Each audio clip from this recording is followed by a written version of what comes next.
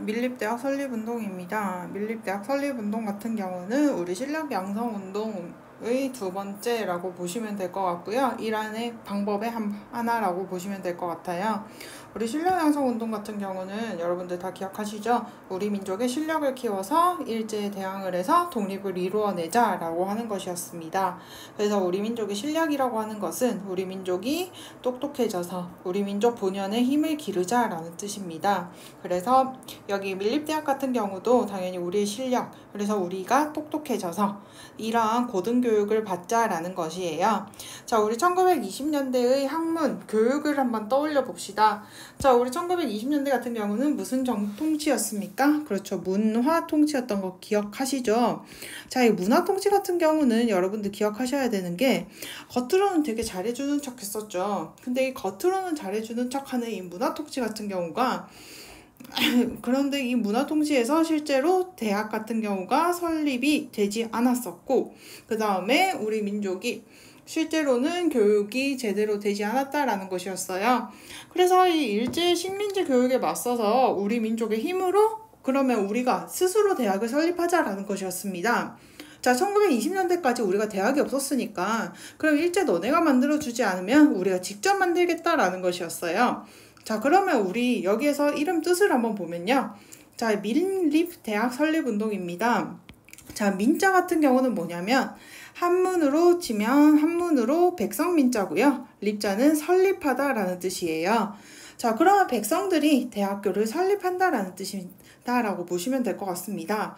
자, 그러면 오늘날의 대학교 캠퍼스를 한번 떠올려 보십시오. 대학교 캠퍼스 같은 경우는 도곡중학교 건물이랑 어때요? 비슷합니까? 좀 다르죠. 굉장히 규모도 크고 그 다음에 교수님들도 계시고 그 다음에 일단 대지 규모라든지 땅 크기라든지 건물 크기라든지 이런 것들이 굉장히 규모가 커요. 실제로 뭐 서울대학교 같은 경우는 대학교 안에다가 캠퍼스 안에 버스가 다닌다고도 하죠. 자, 그러면 여기에서 이 대학교를 설립하는데 굉장히 돈이 많이 든다라는 것을 알 수가 있어요. 왜냐면 선생님 그럼 건물을 많이 짓기 위해서 돈이 많이 드나요? 라고 하는 친구들이 있는데요. 이 대학교를 설립하는데 뭐 건물과 땅도 당연히 돈이 많이 들겠지만 여러분들 생각을 해보면 실력이 있는 교수님들을 데리고 오려면 당연히 돈을 많이 줘야 되잖아요.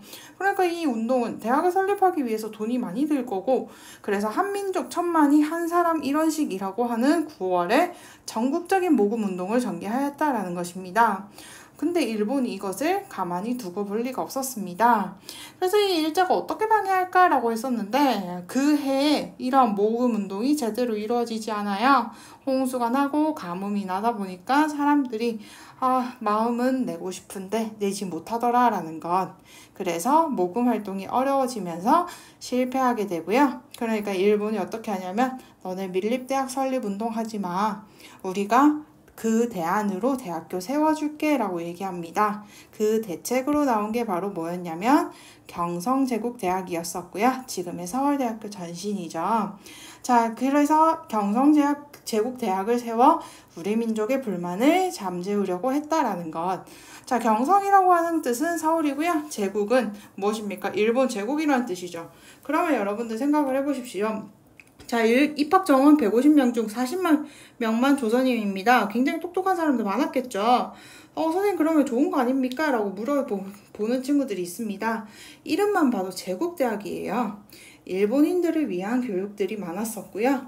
그 다음에 이 사람들 그 조선인들한테 어떻게 하냐면 친일 성향의 교육을 굉장히 많이 시키고 그 다음에 이 사람들한테 굉장히 잘해줘요. 그 다음에 이러니까 어떻게 하냐면 자연스럽게 친일적인 성향을 띠게 됩니다. 공부를 굉장히 잘하는 친구들이 어떻게 되냐면 우리 민족의 독립을 위해서 이렇게 실력을 키워지는 게 아니라 친일 성향의 조선인으로 바뀌더라라는 것 알아두시면 되겠습니다. 그래서 이 친일 성향의 조선인을 만드는 것이 목적이었다라는 것, 경성제국대학이었다라는 것 여러분들은 한번 보시면 되겠습니다. 이 밀립대학 설립운동은 우리나라 사람들이 실력을 키우기 위해서 모금운동을 펼쳤지만 뜻은 결국에 이루어지지 못했고 그 다음에 그 대안으로 나왔던 게 경성제국대학이더라라는 것. 그렇지만 여기에서 실력을 키운 사람들도 있었다 일부. 그래서 이런 것들 여러분들이 참고로 보시면 되겠습니다. 자, 그 다음에 두 번째 보겠습니다. 자, 다양한 사회운동의 전개입니다. 자, 다양한 사회운동의 전개 같은 경우는 보시게 되면요. 자, 1920년대 초 유입된 사회주의 사상이래요. 자, 1917년에 페이지 64쪽입니다. 1917년에 러시아 혁명이 일어나게 됩니다. 이 러시아 혁명의 배경 같은 경우는 사회주의예요. 이 러시아 혁명 같은 경우는 러시아는 유럽에 있었습니다. 유럽 같은 경우는 산업화가 굉장히 빨리 일어났었는데 그에 비해서 늦게 일어난 곳이 바로 유럽의 러시아였어요. 그러니까 이 러시아가 굉장히 불만이 많았었고 그 다음에 왜냐면 전 유럽이 전부 다 산업화가 되어 있었는데 러시아 혼자만 제대로 되지 못하니까 그러면 황제 너가 이거를 제대로 하지 못한 거 아니냐 라고 하면서 새로운 사상이 등장하게 되는데 그게 바로 사회주의입니다. 선생님 사회주의가 뭐예요? 라고 하는 친구들이 있는데 여기에서 등장했던 게 무슨 주의냐면 공산주의라고 하는 말이 있어요. 여러분들이 하나 들어는 보셨을 거예요. 공산주의가 무슨 뜻이냐면 공자는 공유하다 라고 보시면 될 것 같고 산자 같은 경우는 출산하다 라는 뜻 보시면 될 것 같아요. 그래서 이거는 뭐냐면 공공재라고 보시면 될 것 같습니다. 사유재산이 없고 그 다음에 여기에서 옛날에 배웠던 정약용의 여전론 생각하시면 되겠는데 여기에서 나온 땅을 어떻게 하냐면 공동으로 경작을 해서 어떻게 하냐면 공동의 소유로 나온다라는 것. 그래서 사유재산이라고 하는 것이 전혀 없는 것이더라 라는 것. 그 다음에 보시면 여기에서 사유재산이 없다 보니까 사람들이 뭐를 해야 됩니까? 국가의 땅에다가 전부 다 국가의 땅입니다. 국가의 땅에 열심히 일을 해서 이걸로 어떻게 하냐면 자기를 어떻게 국가에 세금을 내야 되죠. 그래서 국가에 세금을 내기 위해서는 열심히 일을 해야 되다 보니까 노동을 강조하게 됩니다. 그래서 여기에서는 노동을 강조하게 되고요. 그 다음에 여기에서 노동을 하는 사람들은 굉장히 중요시 여겨지고 이들을 억압하는 위에 있는 계층들 같은 경우는 굉장히 무능한 사람들이다 라고 하면서 이 사람들을 비판하게 됩니다. 그러면 여러분들 한번 생각을 해봅시다. 노동을 하는 사람들의 숫자가 많습니까? 아니면 위에서 지배하고 있는 사람들의 숫자가 많습니까?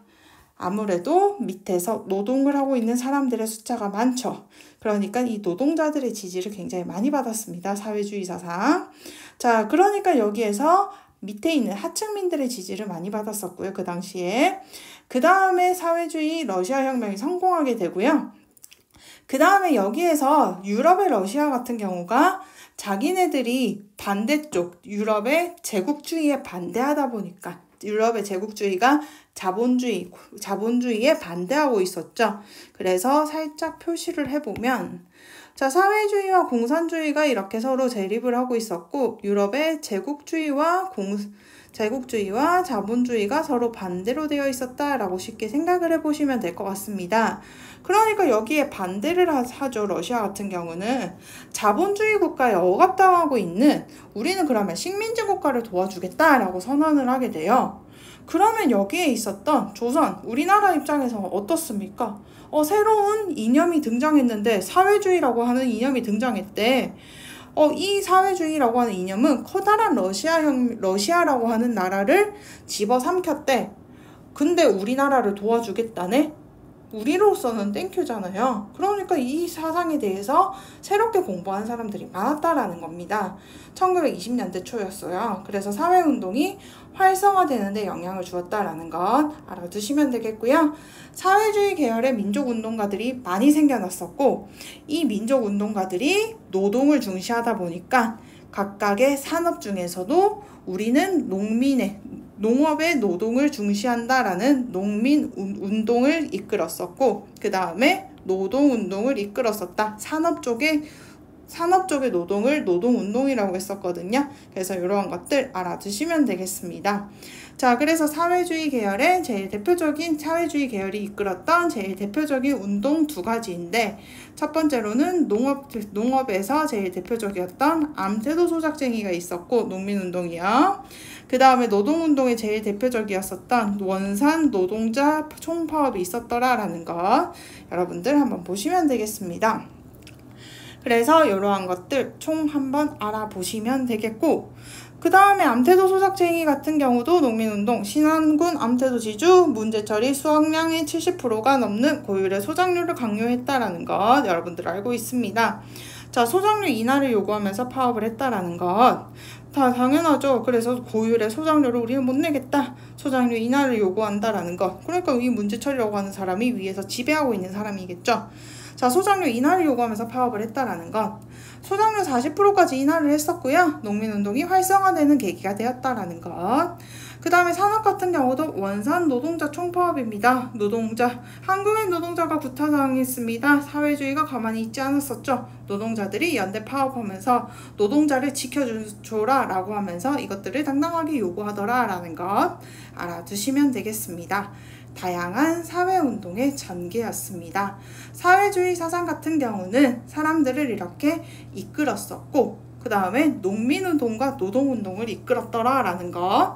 그러면 누가 싫어할까요? 당연히 일본이 싫어하겠죠. 왜요?